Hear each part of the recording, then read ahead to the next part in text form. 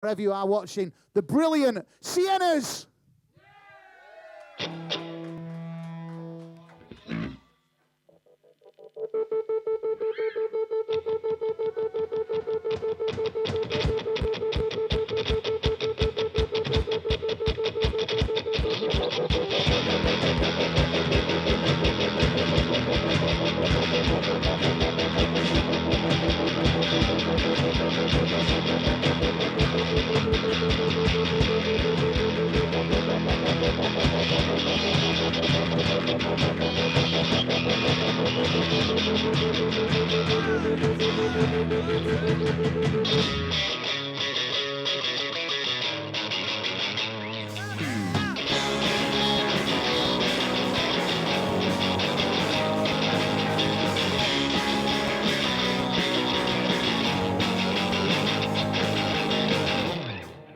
Sitting in the dark on a pub bench, hoping that alcohol buzz will never end. Drinking cheap wines, smoking cigarettes, saying on my Friday night out with my friends. We go to the latest shows, come out wearing rich clothes, off to A&E with a beat above the nose. We have the young social life, punches will be thrown. Come with me now, cause you know one of our own. Let the kids cry out, our parents be proud, but we'll do what we can do it in a group or in a crowd. Kids cry out, our parents be proud, but we'll do what we can do it in that. Sitting in the daylight, I was sipping on a Lucasade, fucking God for giving me a fucking rotten headache. Listening to Oasis and listen to my say the wool you pull over our eyes, it's just beginning to free. It's beginning to free. Beginning to free. It's beginning to free. Oh, free. Let the kids cry out, our parents are proud, but we'll do what we can do it in a group or in a crowd. Kids cry out, our parents are proud, but we'll do what we can do it in that.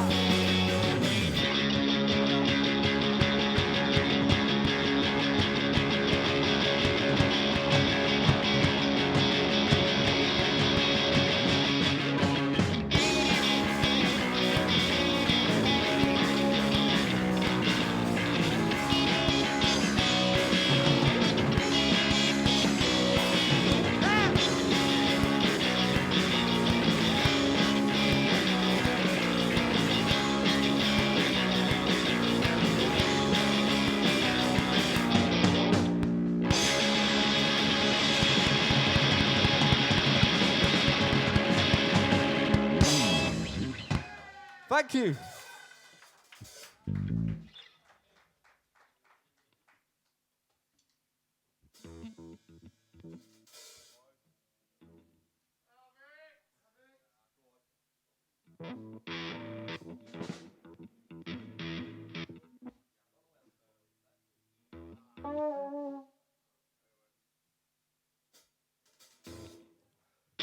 We're the Siennas. We've got a page on Instagram and Facebook, and we're streaming it over there at the moment.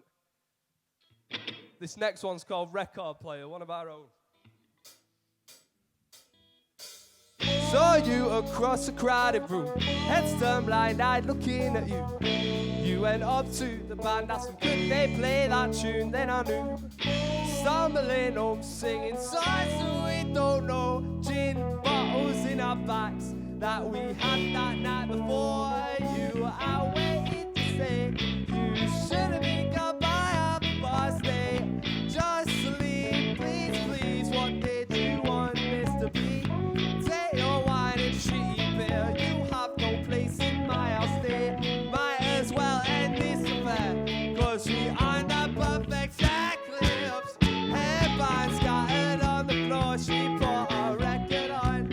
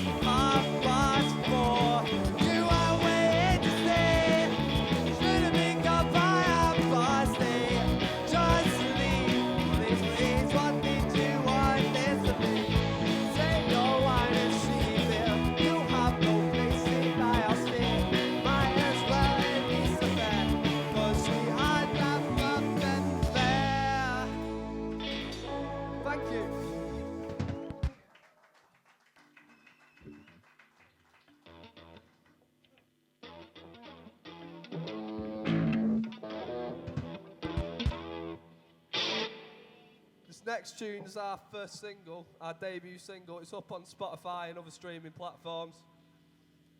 This one's called Temptation, and it'll be our last song. Thank you very much to MMTV for having us. This is our last one.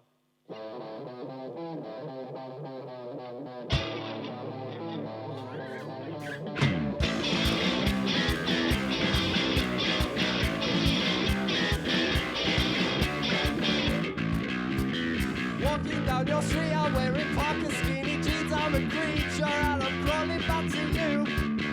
All I wanna do is meet you. When last night I didn't see you, I'm regretting all the things I didn't do. I got told about temptation by a person that I met at your place. He told me not to worry about saying that I'm sorry. I'm not a fool for going back to you.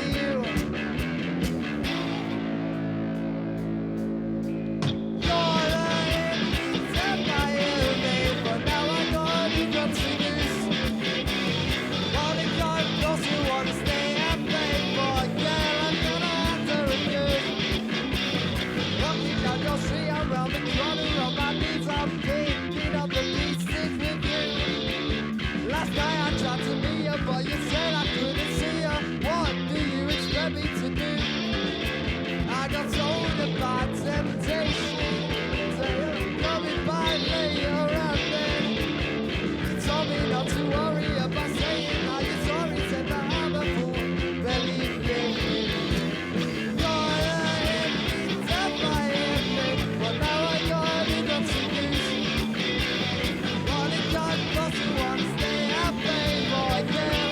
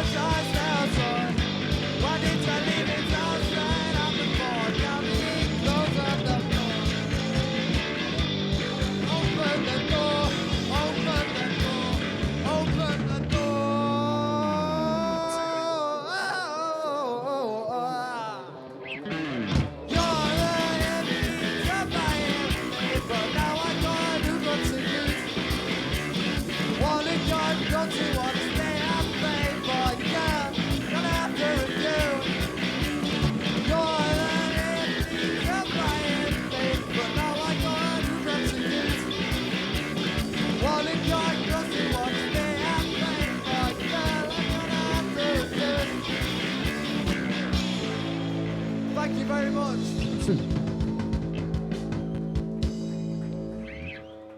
You're watching MMTV live from Manchester in association with High Violet PR and Plug-in. Studio audience, let's hear it for the Siennas. Come on. And if you enjoyed that, the lads are playing in Manchester a week on Friday at the Bread Shed. So get down that and, of course, support them on all the usual social media sites. But once again, make some noise for the Siennas. Okay, this is MMTV live from Manchester in association with High Violet PR and Plug-in. It is time to welcome up our first guest of the evening, a man who's no stranger on the house music scene. Will you please make some noise for the brilliant Ollie Rider? How you doing, man? Good, mate. How are you? Nice one. Thank you very much. How's it going, man? All right? Yeah, all good. And yourself? Yeah, not bad, yeah. Yeah, how's things? Yeah, all good. Cracking Listen, on. cheers for taking the time out and joining us on MMTV tonight. Absolute pleasure. First of all, right, you're absolutely no stranger in and around this part of the world on the house music scene. Tell us, let's go back to the beginning. What are your earliest memories of music? What got you into music? I mean, I've always been kind of brought up with the music industry. I've been in that little hub. I kind of, brought up on like hip-hop, R&B. And as you do, went off to university. I fell in love with the electronic side of it. Then from there, fell in love with throwing a couple of small-scale parties, and then rolled into my job, which is the Warehouse Project, Park Life Festival. From there, kind of work under umbrella of kind of the biggest club event in the UK, and then from there, started DJing, and then from there, kind of made my own brand, which is called Animal Crossing, and then since I've just been taking off. We're going to talk more about that in a minute. Obviously, your involvement with the Warehouse Project and Park Life and your DJing. But obviously, you were brought up in a world of music and stuff. What was it about the hip hop and the dance music scene? What got your attention with that? What were your first songs that you remember listening to? Like a lot of Tribe Called Quest, just early 90s hip hop basically. Brought up with my cousins, literally MTV Bass back in the day, and then just from there it have adapted just like a quicker BPM essentially. Did you ever expect to have almost like a career like you have got in music? Was that your aim from a young age?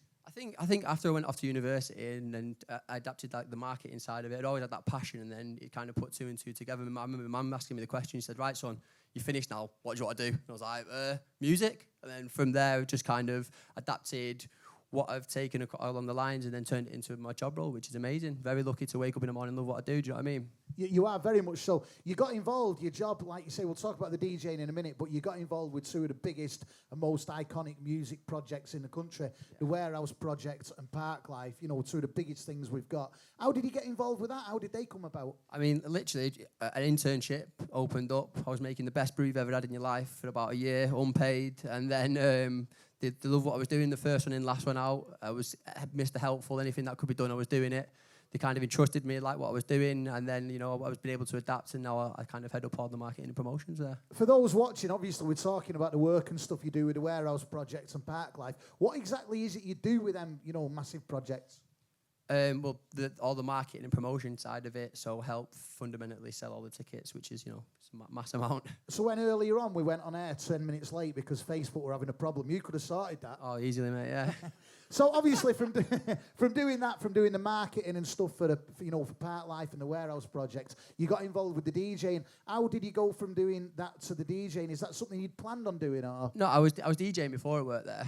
Before I went off to university, that's kind of where I picked everything up. But then as you're working in such an environment where you're surrounded with geniuses in that world, in that pool, and you kind of I from that took my influences and started our own party, which is called Animal Crossing, and that's where we become familiar and doing kind of off the cuff stuff. You've always got to kind of take the lead and be doing things that aren't about. Do you know what I mean? It's very easy to follow a crowd, but if you're creating something that isn't readily available, it becomes more interesting for people to kind of adapt and want to know what you're doing.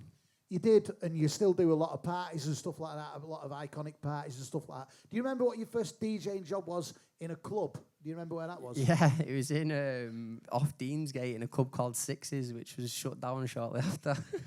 Was that your fault or no? I don't know. What was that like? Do you remember, did you have like good memories of doing that? Because you've done these house parties, then all of a sudden you end up in a club. What was that transition like? Did you enjoy it? Yeah, of course. But I think, I'm very fortunate in the sense that I've always been comfortable in situations like that. There's a lot of people that, get a little bit anxious or a little bit nervous. I always kind of see it as you're always in your bedroom. Do you know what I mean? You've always got to have that comfortability because that reflects in how people are responding to what you're putting out to them. I think that's a great way of looking at it, that. And I hate asking this question because I hate being asked it myself, but in your career as a DJ, what's your favourite gig, your favourite venue to do? I think the biggest one, we played in the hangar to 15,000 people, but then I think the most iconic one was probably playing at Amnesia in Ibiza. What's the plans for the future with the Warehouse Project and Park Life and stuff like that? Can you tell us what's coming up for them? But we've recently this season for the Warehouse Project moved into Mayfield Depot, which is like a 10,000 capacity. You don't feel like you're in Manchester. A lot of people talking about that at the moment. Plenty, a lot of people. And rightly so. Do you know what I mean? It's an unbelievable experience. It's gone from what Store Street was. We took it to where we could there. And to this new chapter, it's kind of what everyone was waiting for. Do you know what I mean? It's a completely different environment. You're standing on there. You don't feel like you're in Manchester. You feel like you're in a warehouse in Berlin or Amsterdam. So it's good. We've got that international appeal. I've not been myself yet, but like I say, I know a lot of people are talking about it, and I'm looking forward to going. Do you know what I mean? What about you as a DJ, Ollie Rider? What are the future plans for you? Well, I think the forefront for me, there's no ego behind what I'm doing. I think the forefront for me as a DJ is to help my brand grow, which is Animal Crossing. We've got some amazing projects coming up around Manchester. Just kind of give a little background of what that is, which is interesting. And we throw parties in places that have never previously been used for a party. So paying homage to back the early 80s, 90s raves, Blackburn raves, etc. We're kind of bringing the new era of that. We never use the same location twice. It's an ever-evolving narrative. And so that's taking a lot of my energy alongside and learning everything that I do at work. It's kind of putting my own spin on it. It's a much more arts and cultural thing. So, I suppose that's almost what you're doing with the Mayfield project as well, isn't it? You know what I mean? So have you got anything coming up, you know, any gigs or anything coming up where people are watching? Where can I see Ollie live, you know what I mean? Yeah, we've got our next showcase, which is on the 14th of December. It's in an old theatre in Hume on that. And then we've got our first international showcase with a brand in Paris on New Year's Eve. It's good, isn't it? Oh, hi. I'm in Wigan New Year's Eve.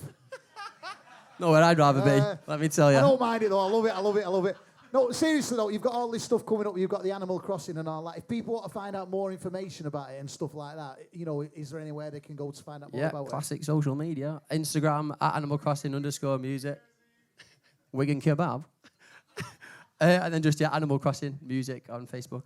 Well, listen, you've got so much going on, obviously, with the Warehouse Project, Part Life, the Animal Crossing stuff, and Ollie Rider yourself as a brand. We really appreciate you taking the time out to join us today on MMTV. Good luck with everything, man. Thank you very much. Thanks for having Ollie me. Rider. Nice one. Cheers.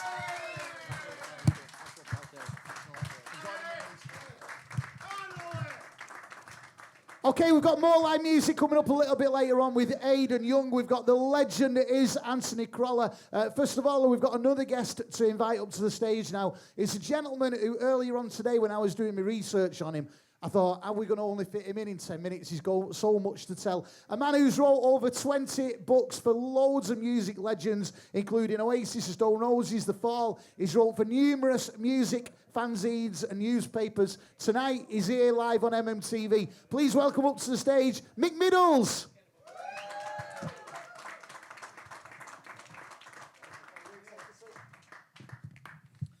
How's it going, Mick? You all right, mate? How's things? Yeah, they're all right. They're all right. This is amazing, isn't it? It's great. It's real, isn't it? It's certainly real. Yeah.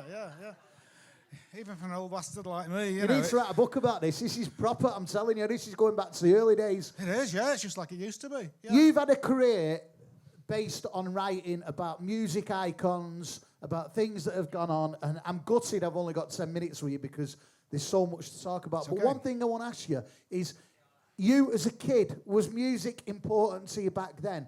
Or did it come into your life being a journalist? Or how did you get into music? Well, from my age, everybody listens to the Beatles and Elvis and all that sort of stuff. So it was always there. It was always in the house. Sister, brothers, we played it all the time. I didn't pick up on it at first. I was more into writing, to be honest with you. And I started reading the NME from a very, very early age. I can work out. I was reading about bands before I heard them. So the writing was almost more important to me than the music. It wasn't later on, but it was at first. I got in through that, really. 1977, you started writing for the punk fanzine, Gassed Up. How did that come about, from reading about these bands to writing? How did that come about? Well, you see, I was away in 76, I was away in Lake District. So when punk happened, I moved out of Manchester. And I came back at the end, and within weeks, we sort of had there was this scene, and we knew everybody, we knew all the punk, and we knew people doing fanzines, we knew Kevin Cummins taking photographs, Morley started writing for the NME, and we were kind of involved in it. So we thought, what do we do? Let's do a fanzine. We didn't know how to. And I'll tell you quickly the story. We were in Ashton-under-Lyne and walking past a junk shop, and there was a skeletal printing press in the window for 20 quid.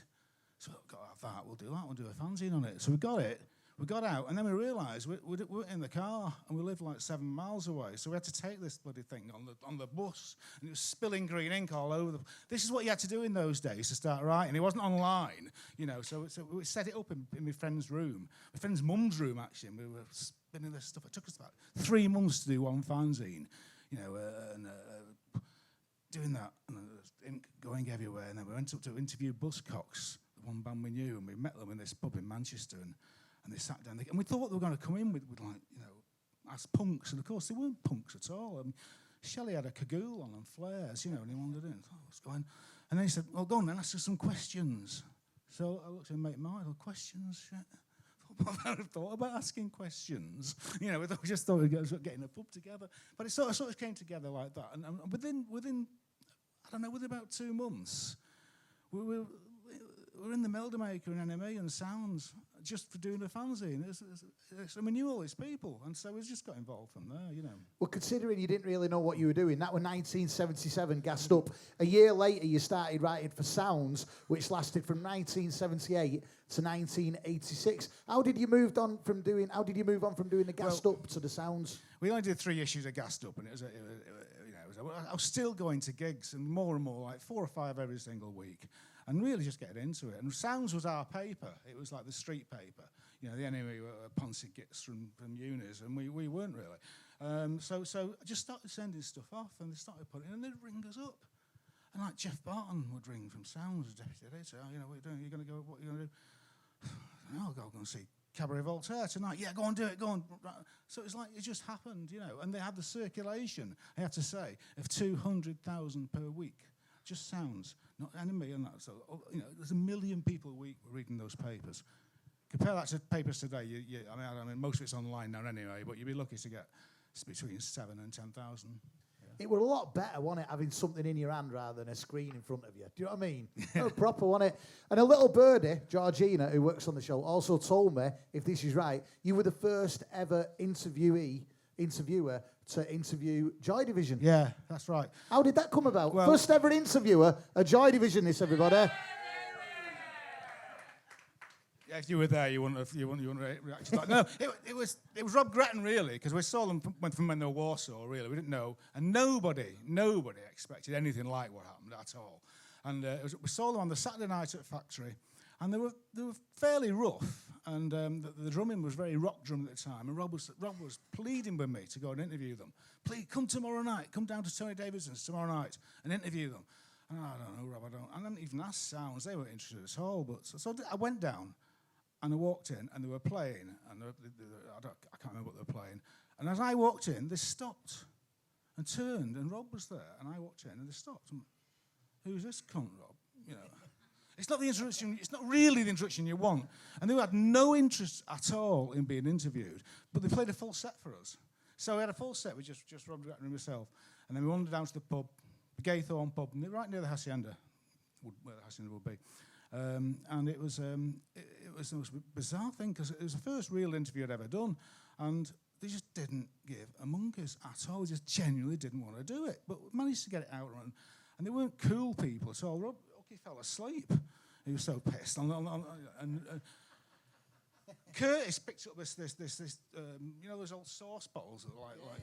And it went all over his meat pie and all over the floor, and it just wasn't cool at all. And I wrote it up, and it was pretty bad. I couldn't really write in those days, to be honest. It was years later. It's pretty bad, but 2 weeks later, it got a double page in the Sounds, which was the first national interview with Joy Division. And they were really pleased with it, actually. So, and you know, to this every 5 years and every anniversary, I get paid a couple £100 for some American website that I've never seen for that. You know, that thing. So, you know, I don't know. Yeah. You know, back then, like I say, it's a big thing. You were the first person to ever interview Joy Division. That night when you interviewed them, did you know they were going to be as successful and as iconic as what they turned out to be?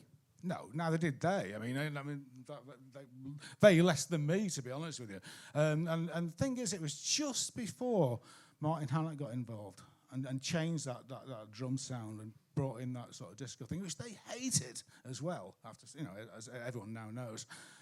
So 3 weeks later, they played the Factory again, and it was like so much tighter and something strange. There was space and air between things, and it's like, oh, there's something happening here. And I don't think the band had any idea, but they did it, you know. Yeah, and there's a lot of things wouldn't be now without that band. That's right. When we get people on this show, quite often I'll get notes and stuff about them, and I think, yeah, you know, we'll fill 10 minutes easy. With you, I'd like to spend an hour with you, but we can't. Okay. But the one thing I want to ask you about is, legend has it, you nearly ruined the career of Def Leppard. Yes, true. Yeah, we used to do singles pages. Started doing singles pages quite regularly, which was like a great page because you get your little picture in, you know. In those days, I'll quickly tell you, because again, this is the difference. Today you sit at home on your computer and you tap it out.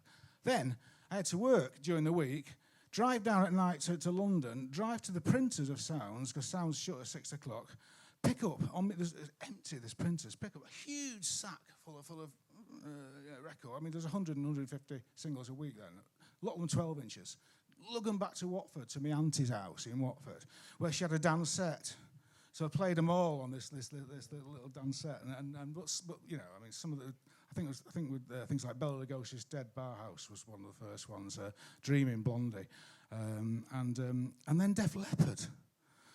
And I've watched Def Leppard a few times. I wasn't a metal fan at all, but Sounds did hone in on that, you know.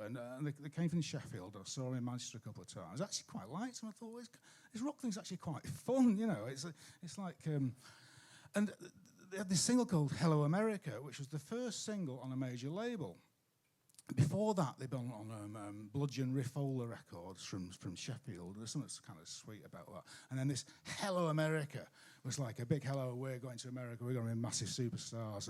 So of course, I completely slagged it off and laid into them. And it's really like they finished, all the old fans are gone, you know, and they're going nowhere. Or if they're going anywhere, it's America, forget them, you know. And yeah, I didn't think anything of it. But boy, did they take it to heart. And to this day, Jeff Leppard still mentioned that review, and they really do. Like, we thought we were finished. We thought we'd signed to Epic or whatever it was, and we thought we were absolutely finished because Sounds was the only paper covering these people, of course, you know. But you know, I don't know if you're live. Anyway, Do you still think it's shit?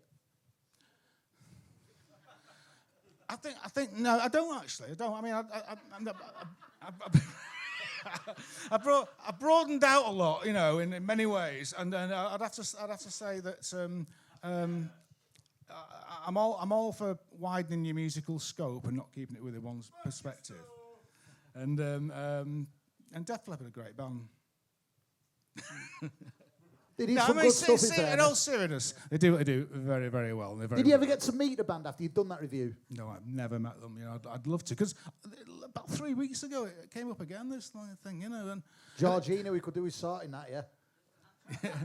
I think the thing is, they were floated by Sounds with this massive readership, so they were doing very, very well. And I think when they got that knockback, they really, because they were just brickies and people from Sheffield. They had no idea what they were doing. And they did say, actually, there's a Def Leppard retrospective, one of those magazines that comes out now with all the history of the band in them. And they say in that, they don't mention the actual piece, but they mention we weren't that intelligent to think Hello America. You know, and they probably weren't, you know, I don't know. So you did that, and obviously your career then took you. You ended up writing for, like I say, we haven't got a lot of time. I'd love to talk to you about your career. You ended up then writing for Kerrang, The Guardian, Telegraph, Manchester Evening News, Express, loads and loads and loads. How did it feel to go from writing for this magazine that you started called Gassed Up in 1977 to pretty much writing for every iconic newspaper and magazine and music reviewer? What was it like? You know, did you ever expect to go that far with your journalism? No, I didn't. No, I didn't. And the book's even further, to be honest with you. But it's the only thing I've been any good at. You know, just crap at everything. You know, as my wife there, she'll tell you, I can't mend a tap, I can't do anything. I'm rubbish. So it's Def Leppard can. It's the only thing I can do, you know, and it's the only thing I ever could do. So I never learnt it. And I don't think you can learn those things. It's something you're sort of born with, you know.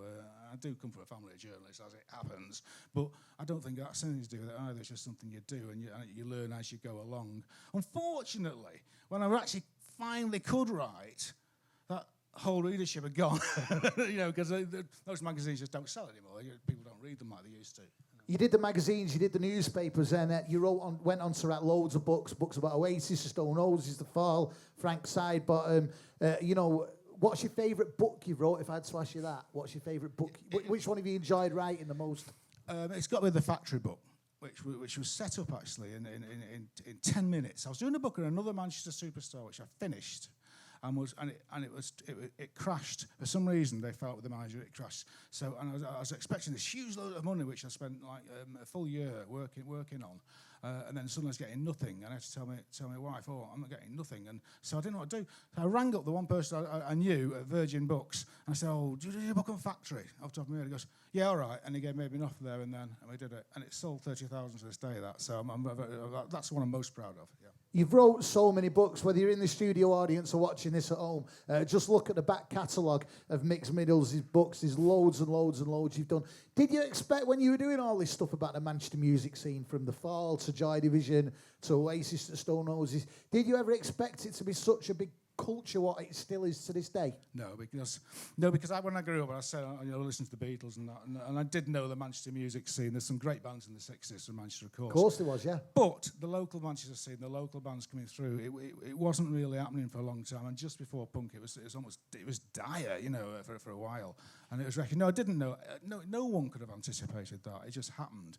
I wanted to go to London, move to London, but I never made it. Certain other people did go to London. We're glad you didn't. I'll tell you what, I'm glad they did, because suddenly it was all happening, on your doorstep. And it's continuing to this day, which is just fantastic. It is. I was just going to ask you that, and you've said it yourself, the fact that the Manchester music scene and stuff at the moment is still... It's probably as good now as it's ever been. Yeah. The bands and stuff. Oh, better probably, But the only difference now is it's so... I'm 63 now, if God's sake, but we still go to gigs. And I've got hearing aids, I've got a false knee. We still get there. But We still that, come and you're stuff right, like yeah. this. But there's so much going on that it's just impossible to keep up, And I'm astonished. These bands tonight are great, They are, and it's things like MMTV and what we're doing here with Georgina and Fatneck and Anton that's keeping it all real, innit? You know what I mean? Oh, keeping it real. Yeah, absolutely, yeah. So, obviously, you've had this amazing career. I've tried to fit in as much as I can in a short space of time. What happens next for Mick Middles? What comes next? I don't know. I really don't know. It's something completely different, I think. But I have done other things other than music along the way. Little bits, a book on Viv Richards, the cricketer, and stuff like that,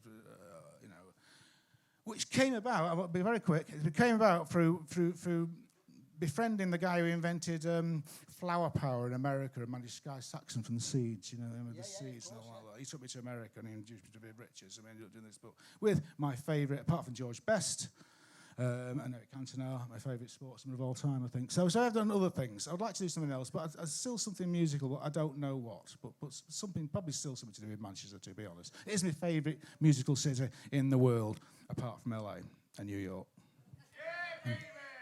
And Berlin. He's from Middleton, him. Ah, there you go. Yeah. Do you know what? Honestly, it's been an absolute pleasure having you here tonight. I've really, really enjoyed it. You've played a massive, massive part in the Manchester music scene for the fact that a lot of the young kids now that are into music will be reading your books, your journals and stuff like that, and learning about the Manchester music scene through your work. MMTV, Mick Middles.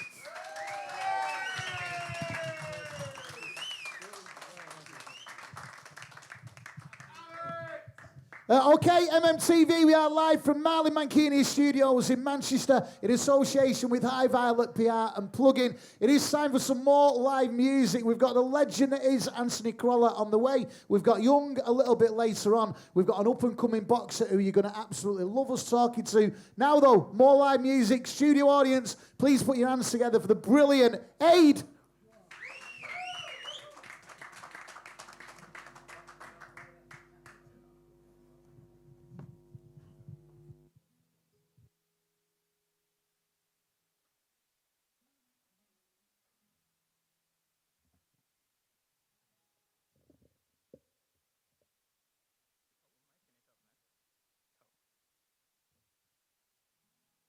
Hello. How are we?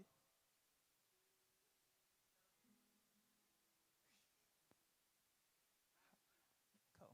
Hang in there. Sure.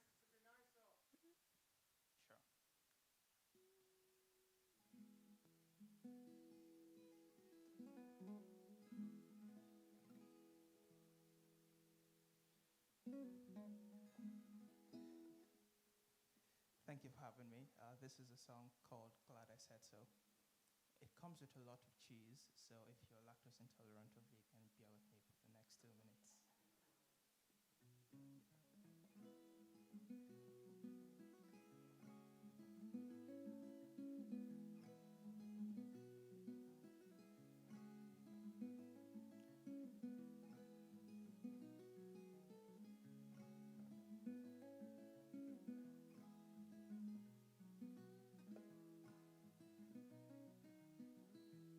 When I told you that I loved you so,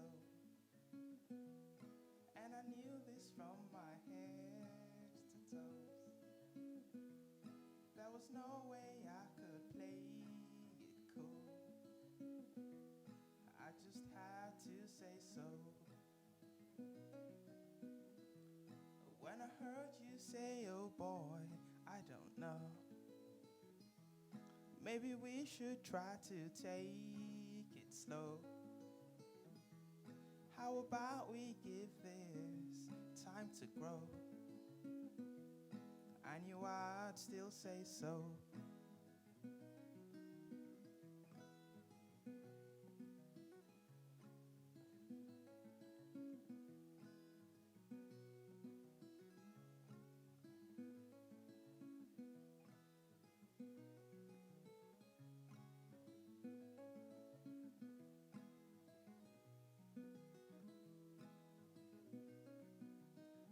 Well, there's one thing that you need to know. See, I never stopped the clock on you, 'cause ain't no chance on God's green earth I'd let you go.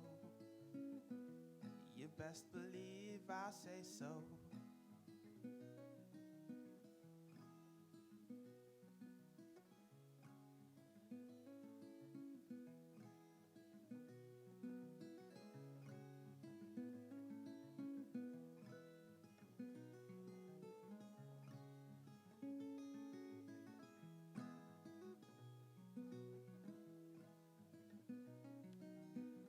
Now when I think back to that day in June, by the fountain on that sunny afternoon, when I heard you say the words, I love you too, it makes me glad I said so. Makes me glad I said so. Makes me glad I said so.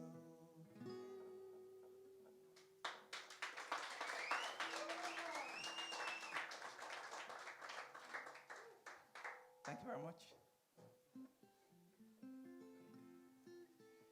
I'll do something less cheesy now, but more quirky. This is a song called Lazy Day.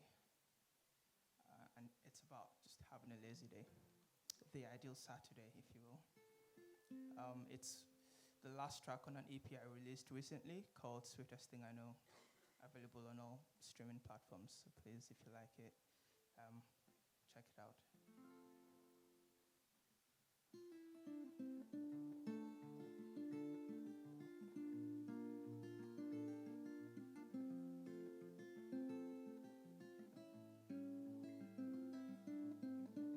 My oh my, it's a lazy day. I'm gonna twist and turn in bed all day. My oh my, it's a lazy day. I'm gonna twist and turn in bed all day. And when I get out of my bed, I won't bother to fix my hair. Just leave it bare. No, I'm gonna turn the kettle on, fix myself a cup to wake me up.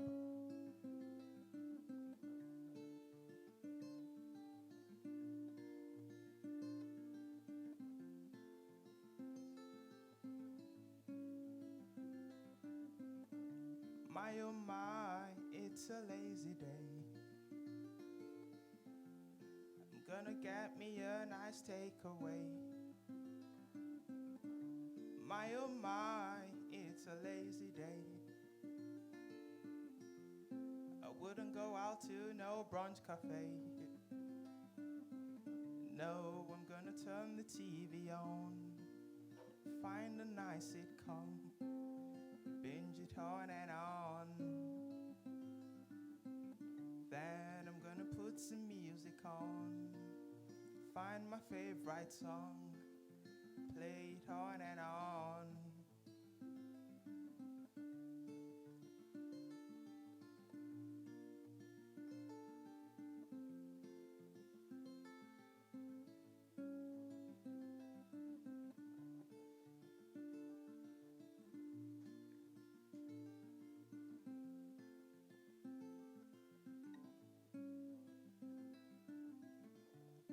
I'm gonna soul and forget all of my problems. Then I'm gonna reach for my notebook, sit by the window, write me a new tune. I'ma play me some guitar. My oh my, it's a lazy day, a lazy day, a lazy day. My oh my, it's a lazy day, a lazy day, a lazy day. I'm gonna have a lazy day.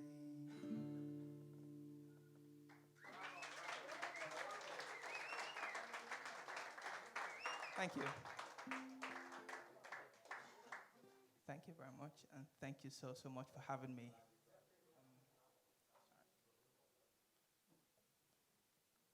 Yeah. Thank you very much for having me.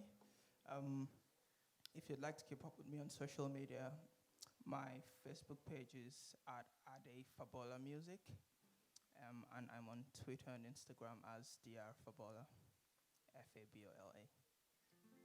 I'm going to do one more song. The song is called Take Me Back. It will be my next single, which would be out on all streaming platforms as well. It's just about reminiscing and, longing for your childhood, essentially, thinking back to the good old days in Coat.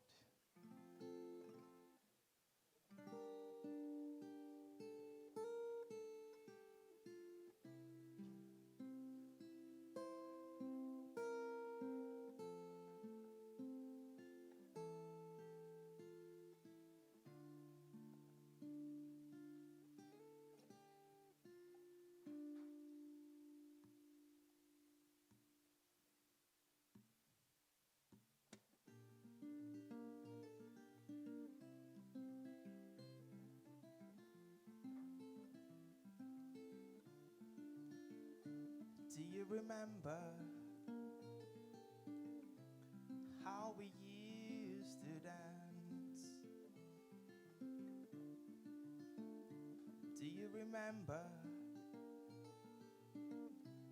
how we played in the sand? Take me back to when we had no bills to pay.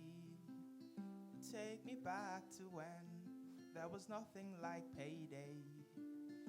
Take me back to when all we did was play. Take me back in time to relive the good old days.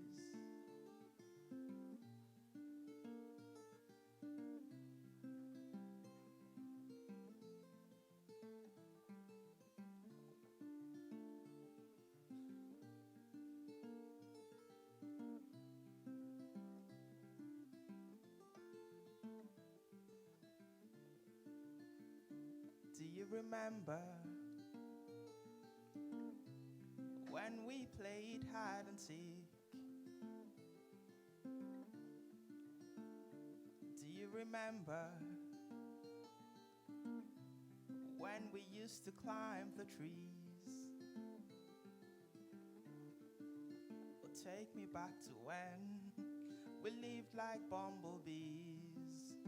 Take me back to when we were wild and free, with no care in the world, no one to impress, no fears at all, no such thing as stress.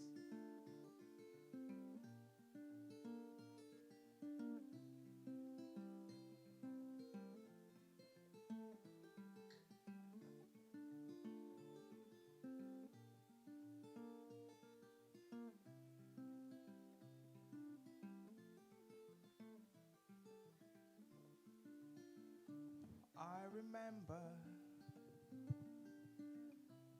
being carefree and naive. I remember being just a kid. But today is here to stay, and I don't know tomorrow, so I hope I say someday of the memories I've made, that I lived with all my might and made the most of time, 'cause I only get one life. We only get one life.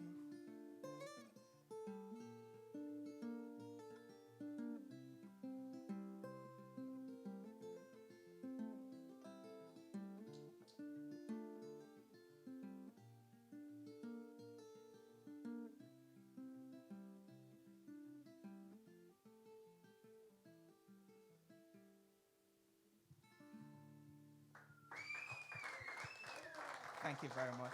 Have a wonderful evening. Thank you. Beautiful, absolutely beautiful. Live on MMTV, live from Manchester, the brilliant Aid. Cheers, Aid. Thank you, mate. Okay, you are watching MMTV live from Marlin Mancunia's studio in Manchester in association with High Violet PR and Plugin. We've got more live music a little bit later on from Young. Now, though, it is time for $1 Million Crolla, a British sporting legend, Anthony Crolla.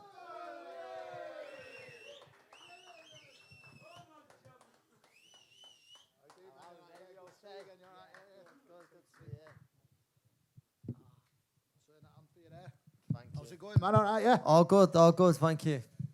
So, you've called it a day. 32, retired. 32, I was 33 weekend. 33, happy birthday for 33 on weekend. Saturday. Anthony Thank you. Crolla's birthday weekend. Thank you. Yeah, called it a day. I think the time's right. And enjoying retirement.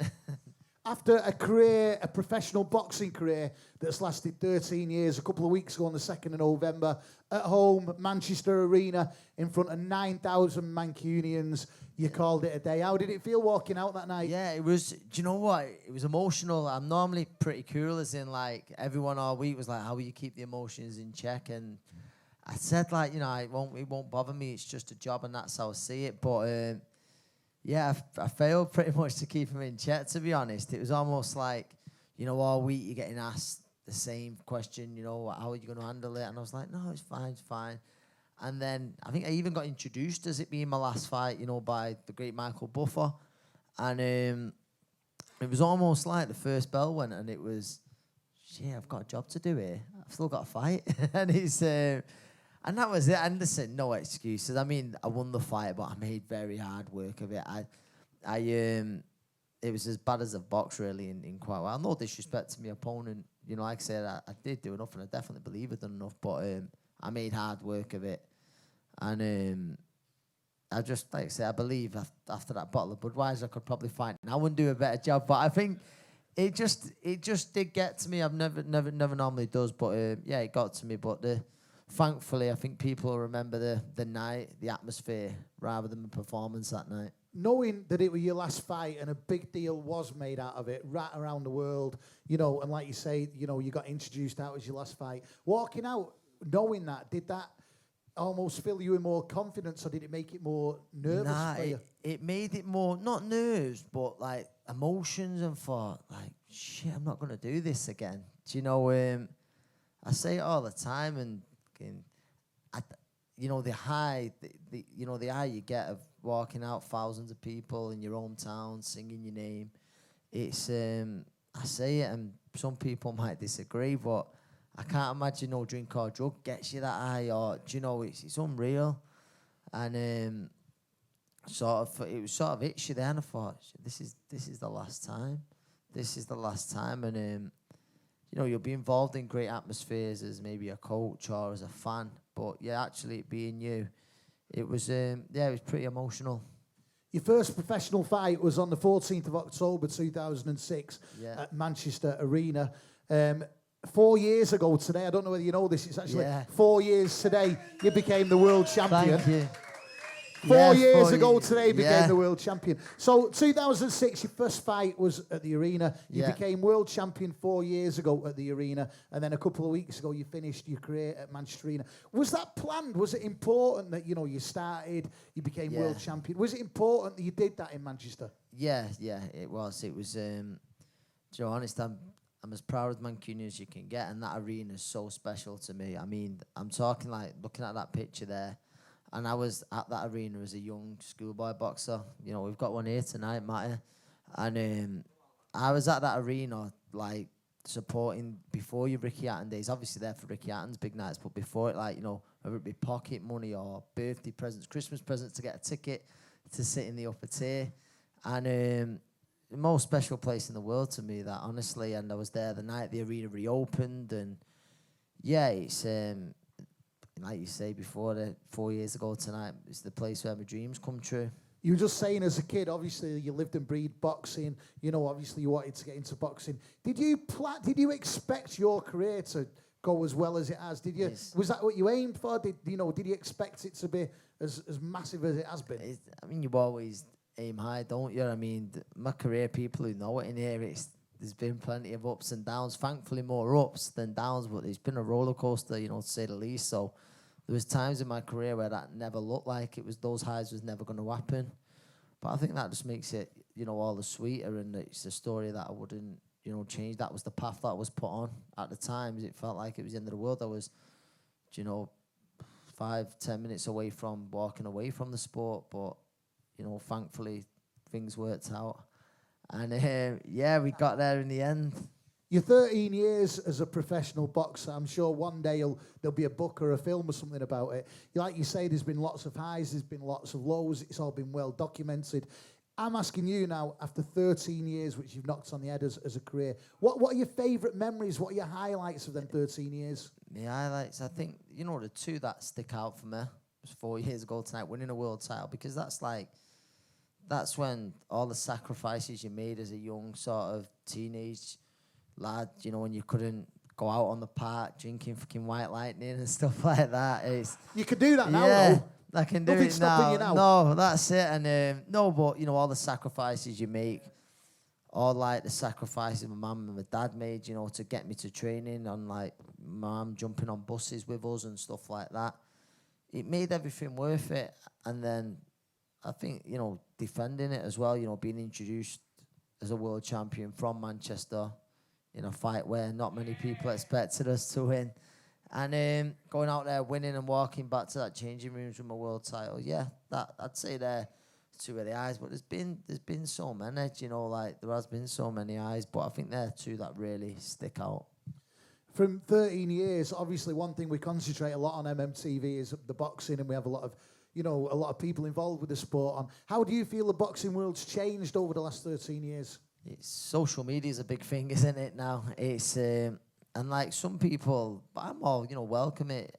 I know it can create some monsters in all types of life, but I think that's just the way the world's going. But yeah, I think social media is a big thing, and it's. Do you think that's a good thing or a bad thing? Honest opinion. I think I don't know the answer for sure, but I think Boovy over there has been around a long time, and I think he'd probably disagree and say it's a bad thing. But I think, listen, it gets people's name out there. It gets the fighters more work. And boxing's a tough sport. People don't realise, you know, starting off being a professional boxer, it's nothing like signing a contract to play for a top football team. It costs 90% of fighters, like, it costs them to be a professional for the first 3 years of their career. Yeah. And yeah, I think there's a few more opportunities now. It's exposure. Like I say, I think boxing's in as good as hands as what it's been. There's always going to be politics, like probably all jobs, but you know, I think it's in a good place. Certainly Manchester boxing, I'm not just saying that, Manchester boxing's in a great place. And I think a lot of that, and I'm sure people agree, is with the legacy that you're leaving for not just the boxing world, but Manchester boxing world as well. You know, one thing I've got to ask, obviously, is you're 32, you've retired after 13 years. What happens next for Anthony Crolla? Yeah, it's listen, like you say, it's not like I'm going to go home, you know, put my slippers on, get a pipe out. I'm going to go, I'll stay involved in coaching. I've always been a big part of my amateur club. I've got my own gym, and to be honest, I only got that so they had somewhere to go. Otherwise, they was going to be left without a place. But I get, it's nice to give something back, but I get massive satisfaction out of seeing a kid. Do you know, I watched a kid 6 months ago walk into our gym, and he was really busy, and we don't like turning kids away, but we couldn't take any more on, and it was only because I knew the family. I said, you know what, he can come in, and they was saying, you know, his mum and dad, they're just worried, you know, he doesn't speak, or he doesn't, you know, at school they worry about him. And 6 months later, he's having his first amateur fight, and he's a different kid. Yeah, he's a different. No, it is. He's a That different must feel kid. good, and- that. Oh, mate, his mum and dad come in and she's thanking himself and the rest of the coach. You know, you don't understand. You know, we can't get over this. It's just, you know, they're made up, and seeing that's. It's like winning a world title. Do you know what? No, genuinely, it sounds cheesy. I can see the passion in your face. Yeah, now, no, how I much mean, it's that, so. yeah, how much that means to you. Yeah, he does, and he's a good kid. And just seeing him walk into the gym all, you know, timid and that. Now he comes in, he has the crack with the lads, and it's great seeing that. And his life's changed. His life's changed. So I'm going to stay involved in coaching, getting more involved with the amateurs. There's a few professionals who I'm training, and I'm going to. Again, I'm not trying to sound like a saint, but I'm going to start working with the schools with. I always hate saying the naughty kids, but the kids who are at risk of it. Not you as know, privileged. Yeah, and like the kids who are at risk of, you know, getting expelled, excluded, and so I'm going to start working a few hours a week with them in term time, and you know, people will say, listen, yeah, there is a wage in it, but it's something I've always wanted to do. So yeah, I'm going to do that as well, and I'm working on Saturday night for Sky, so I'm busy. So you're doing a bit of commentating and a bit of like stuff like that as well. Do you know what though? The one thing is for me personally over the last year since we've been doing MMTV, like you know, you've become a good friend with the show, and we've concentrated heavily on boxing. Is it really does change people's lives, doesn't it, and sort them out? No, it does. It is in that gym. Honestly, I've not seen it in a boxing gym. I've never seen bullying go on in a boxing gym. And in our gym, like yeah, we'll have the fighters and that, but there's a few kids who they're never gonna fight. But we have one kid who, I think a few of them will know him in here, you know, he has disabilities and that. And he's great, and he has, like, with his muscle tone and that, he has to try and do some exercise. Just seeing him in there and the lads all having the crack, he's just one of the boys, you know, he has, you know, disabilities and that. But it's great having characters like that in the gym, and he loves being there. So it does change lives. Like I said, the kid who I just mentioned them, but I see it, and just different kids. It's important, and obviously we're talking a lot about the kids that are getting into boxing and stuff like that. We're going to be speaking to Matty Calderwood shortly as well. What about, like, obviously, for years and years now, at the boxing world and sporting world, eyes have been on Anthony Crolla. What's coming up next? Any of the big fights you're looking forward to? Yeah, well, I'm working the fight on Saturday. He's a good friend, Callum Smith. I think he's one of the superstars of British boxing. But, mate, there's, you know, you look at in the Manchester boxing, just up the road at Colliers, they're producing good fights. You know, you've got Zelfa and Linden there to good. It's in great hands. You know, lads like Matty coming through the amateurs. You know, the amateur scene's absolutely thriving. But there's the big in that everyone talks about, like, you know, your Anthony Joshua, Andy Ruiz. But we've got a lad just up the road who I believe is the best heavyweight in the world in Tyson Fury. So. Yeah. We'll see. But no, boxing's a big part of my life. Do you know what? And obviously, like you've just said as well, and just, you know, people have just got to watch back at the previous MMTVs. It really, really is in good hands at the moment. And I think it's also great to hear that you're going to continue doing what you're doing in boxing. What about you personally? We know you're a big United fan. Yeah, any away trips coming up or anything like that? Do you know what? Honestly, I was going to Kazakhstan next week. But random on the joys of the Europa League, eh? But I don't know if I'm going to get there now. I'm going Sheffield United on Sunday, but yeah, it's good to follow the boys home and away. And I don't know any Reds in here, like, but hopefully we've turned a corner. But yeah, it's tough times for us. I think, like you say, you imagine being in the gym and. If you're not a Red, you're either a City fan or a Scouser. It's tough for us. So no, listen, mates, but it's hard times. It's amazing, and it's brilliant that you can continue doing what you're doing in the boxing world. One thing I want to read out, actually, was when I got here before, just wrecking the place, is I think this pretty much sums up how I want to finish the interview. This picture that's been done by somebody, it says, in a tough sport where talent alone is not enough to succeed, Manchester's proud son, that's you, that means a lot, fought with heart, passion and unbelievable resilience to earn his place in boxing history. A role model, a gentleman, Anthony Crolla fought some epic battles with some exceptional fighters. And I don't even know who's wrote that, but I think that whoever pretty much sums up your career. You know what I mean?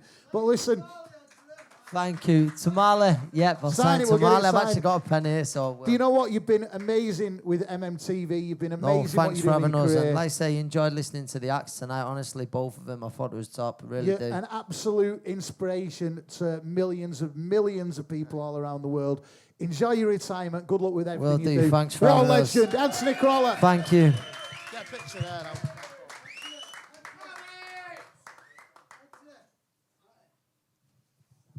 Anthony Crolla, everybody, come on. Do you know what we said there now? Like, We're gonna. there's plenty of talent in. We've got a young fighter here, Matty, so... Good Before we Matty introduce is our a final champion of band, the let's give him a- future. Come on, Matty. He's going to be a champion of the future, so yeah, let's get Matty up. I'll tell you what, take a seat, Matty. Take a seat, man. Cheers, pal. Anthony Crolla, everybody, come on! Okay, you're watching MMTV. We're live from Manchester, Marley Mancunian Studios. We've just been speaking to Anthony Crolla. This fella is somebody who, cheers for coming up, by the way. He's a man who, you know, he's just been mentioned quite a few times. Matty Calderwood, how you doing, mate? You all right? Yeah, I'm doing all right. Listen, yeah, good. Cheers for taking the time out and coming speaking to us tonight. Obviously, Mr. Crolla over there, a big fan of yours as well. Now, you box at the legendary Gary Boo's gym, who we mention a lot on MMTV. 16 fights you've had since you started. 11 wins, everybody. 11 wins out of 16. What got you into boxing? What was your first, what was your memories of thinking, I want to have a crack at that? Well, it runs in the family, and my granddad used to box, and he was Central Air champion at the time. But my uncles and my dad have fought in the past, and so it runs in the blood, basically. Obviously, you're at an age now where a lot of your mates will be going out, copping off, drinking, doing whatever they're doing and all that. How do you keep in check and keep your mind right that, bollocks to that, I'm going to keep training and I'm going to keep doing what I'm doing? What's the motivation for that? Well, it's like this. You stay away. It's like you just don't hang about, do you? Because when you're hanging about, you get into trouble. You might think it's all right to go out and have a laugh with your mates, but there's always going to be some trouble out there. And just stick in the gym and just keep doing it over and over again. Do your mates try and encourage you with your boxing, or do they sometimes try and lead you astray a little bit? Well, they do support me, yeah, but they do like to come, see me, see how I am and everything. But I'm not mates with people that try and drag you down. Because I suppose you just kick their heads in, won't you, really? You know what I yeah, mean? basically, yeah. So, obviously, when you look back, obviously you were brought into a family of boxing and stuff like that. Who were your heroes? Who were your boxing heroes? In my family? Well, not just, obviously your family are going to be heroes, but in the world of boxing, who did you enjoy watching? Were there any, like Crolla over there, were there any boxers you enjoyed watching? Well, actually, Anthony is one of my favourite ones. I like him. Been mentioned to Russ Arrowsmith, I've always wanted to meet him. I like Scott Fitzgerald, he's a good boxer. I like Marvin Hagler, Marvis Legger. Yeah, he's good. And there's so many, honestly, I look up to a lot. What does your week consist of then? Obviously, how often do you train? And Mondays, booth camp. Tuesdays, running. Wednesdays, boxing. Thursdays, running. Friday, boxing. Saturday, rest. Sunday, hill sprints. And So you like to do it then, you know what I mean? You don't chill out there, you keep going and stuff. Well, you don't mess about in this sport. What's your aim for the future? Well, I'm not even arguing with him. Yeah, you're right, mate. Well, I want to go pro, but I want to get enough money so I can buy my mum some new washing machines for the two-wheel drive wash house. Perhaps you can go boxing around the country and call it Mum Wants a Washing Machine Tour. Yeah. You know what I mean? Something like that.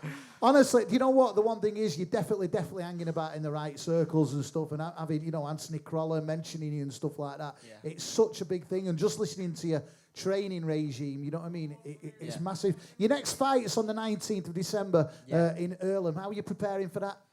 Well, I'm just going to stay in the gym, see how we do, take each step at a time, and hope for the best that I get the win. Are you going in with confidence? I think you need confidence already, but not cockiness.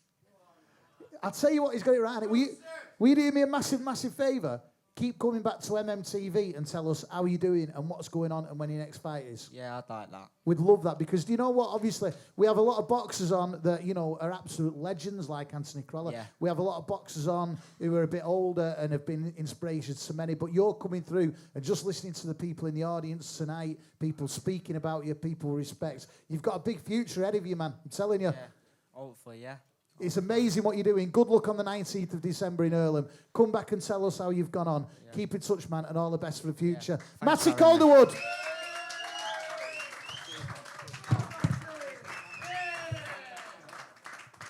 Make sure we get him back in on the 19th of December. Yeah, after that, see what's going on. Hang on 1 minute. A word off the gaffer. No, I'm not. Oh, no. Okay, we have got some more live music in a minute. You've been watching MMTV live from Marlon Mancini's studios in Manchester in association with High Violet PR and Plugin. And, of course, a big thank you to our friends at Fred Perry as well. Don't forget, share this all around the world. We're on our social media sites. We're on Jamazine. And don't forget, let's get everyone in the world talking about it. Manchester rock and roll television at its finest. To finish off tonight, we've got a band who are absolutely no strangers on the music scene. Studio audience, please put your hands together and make some noise for the brilliant Young. What's happening? We are Young. Pleasure. I've enjoyed the show so far. Is your mic on, Benny? 2. Hey, welcome. Hey. Sweet. Yeah, let's do it. So we're Young, we're from Manchester. This song is called Lost Boy. If you've seen the film Peter Pan, that's where we got the inspiration from. Lost girl, lost boy, lost soul. Goes like this.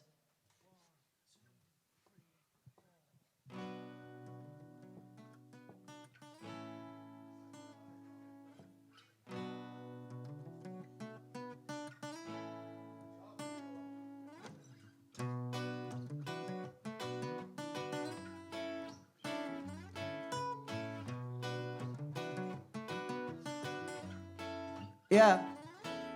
Sometimes I got more thoughts than I be needing. Wake up, then I see demons. Turn on TV, then I see grievance. Corporate man needs seeding. Oh boy, I should have CV'd him. Real sat to the back CDs in. Come to the show 3D, brief and full refund if you weave, leave even. I don't wanna do no 9 to 5. I don't wanna do no 9 to 5. I don't really got much money left. I'ma spend it while I'm alive. Yes, I got that first degree. It did nothing for my soul. If I get ink on my skin, who gives a fuck when I'm old? Yeah, You little lost boy. You little lost boy. Take my hand like Peter Pan. I will fly to Neverland. little lost boy. You're running away. Take my hand. Take my hand. Yeah. This one's for the youth for the storyboard torn. Not everybody told me ward born. Found faith for the naughty O form. Pass amber, then I weed for the apex. And I grieve and I stay left. Grown men just cheat on their wives. Preaching about telling vows me on safe sex. Okay, then tell us when you wanna be made wetters. Wanna be a big man, never make errors. When you gonna get a real job, look a boy who hate that job. I never say jealous, nah. Like Fred who tell us, really wanna know about the company car. Yeah, I may be lost and I may be broke, but at least I got this art. Yeah, boy. You little lost boy. Hey, hey. You little lost boy. Take my hand like Peter Pan. I will fly to Neverland. Little lost boy. You're running away. Take my hand. Won't you take my hand? Take my hand. Area stage invader. It's the first song, mate. This is the warm up. Security's here.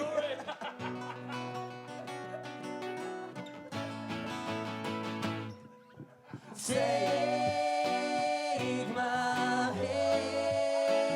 Won't you take my hand? Take my hand. Won't you take my hand? Take my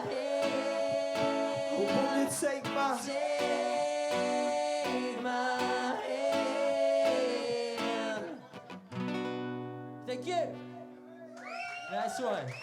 Cheers.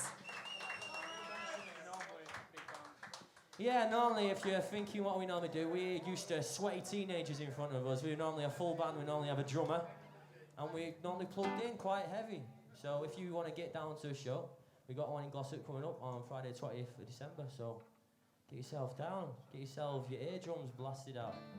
Anyway, when these lot are done taking photos with the A-lister, we'll get cracking on with the second song. Yeah. Fucking knobheads, whoa. Right. It's already taken about 25 photos before we start. Silence, please, the band are on. Right, this one's called Mistakes.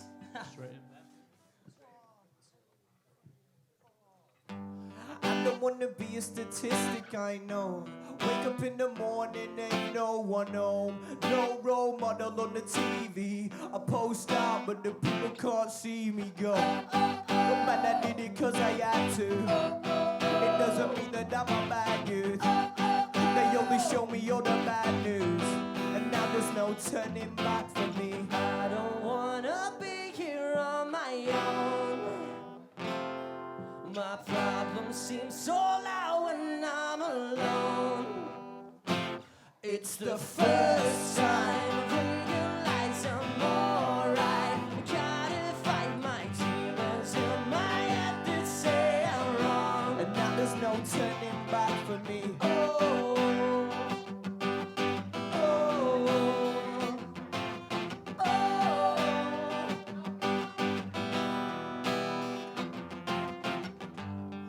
Wanna be a statistic, I swear.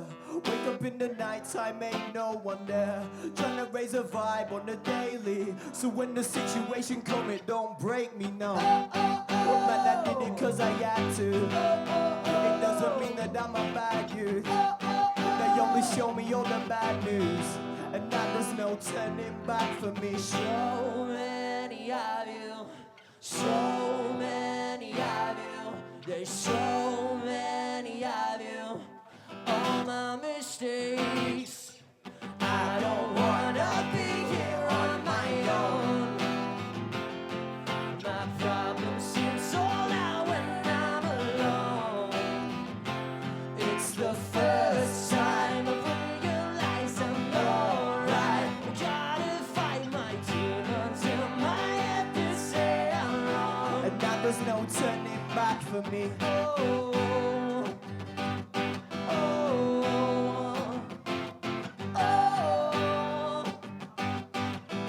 And now there's no turning back for me.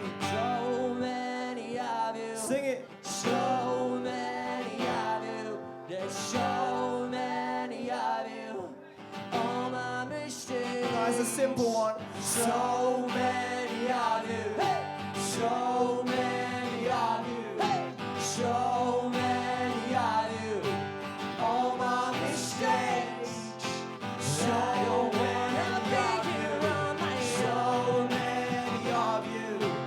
I don't wanna be here on my mistakes.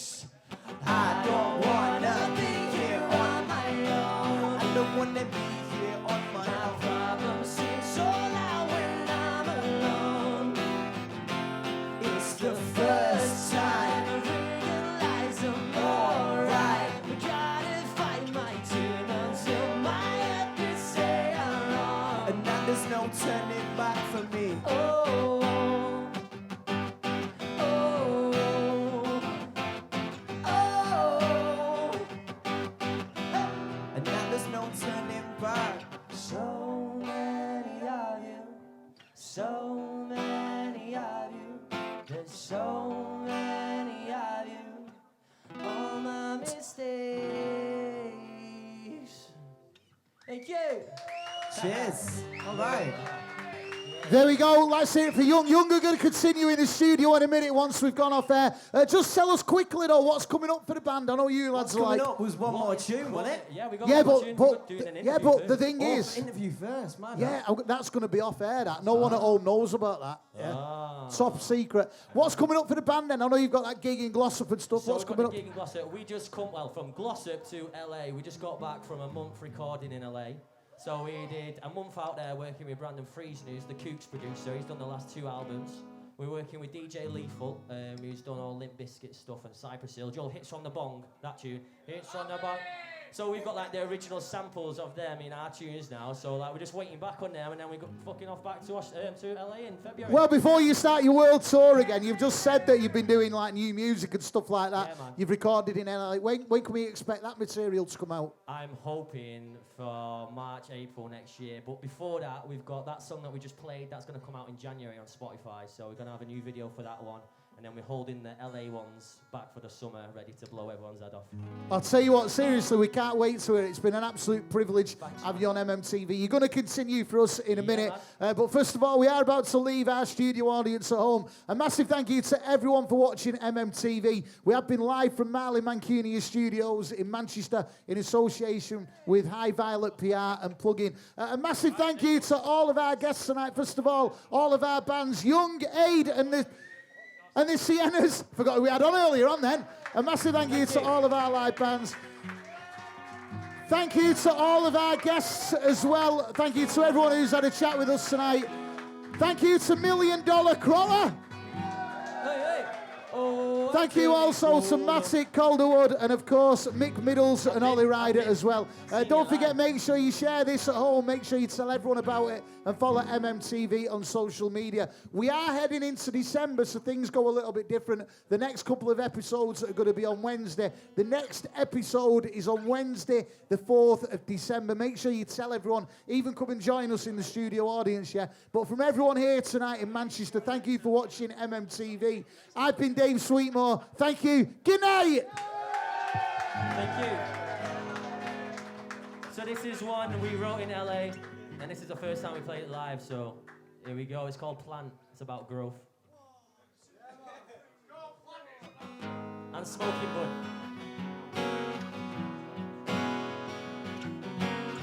This is about getting over a girl by smoking a lot of marijuana. That's the one.